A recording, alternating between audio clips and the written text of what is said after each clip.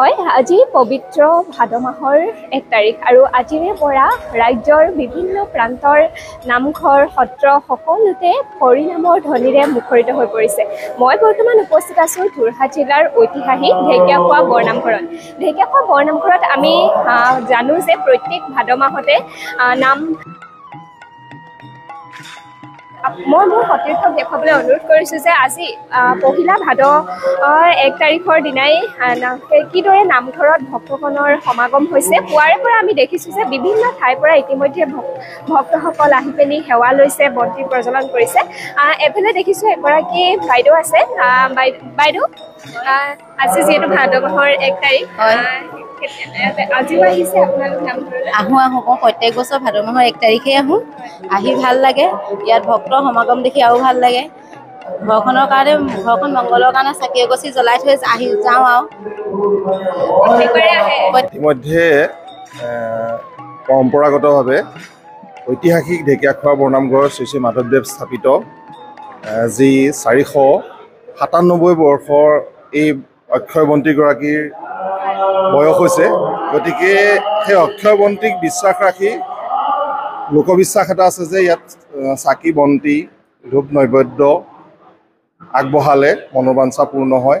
সেইমৰ্মে পবিত্ৰ ভাদ মাহত প্ৰতিজন অসমবাসী ৰাইজেই আহি সেৱা আগবঢ়ায়হি। আৰু এই ঢেকীয়াখোৱা বৰনামঘৰৰ পৰাই আপোনালোকৰ ইতিহাস আছে যদি জ্ঞাত যে বিভিন্নজনৰ সন্তানহীনা ব্যক্তিও সন্তান লাভ কৰিছে।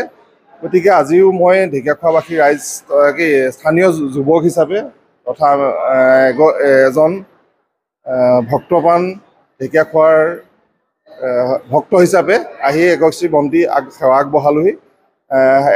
ইয়াত সেৱা আগবঢ়োৱাৰ লগে লগেই আমাৰ মনটোৱে এটা পবিত্ৰ প্ৰফুল্ল এটা পৰিৱেশ অহাৰ নিচিনা অনুভৱ হয়।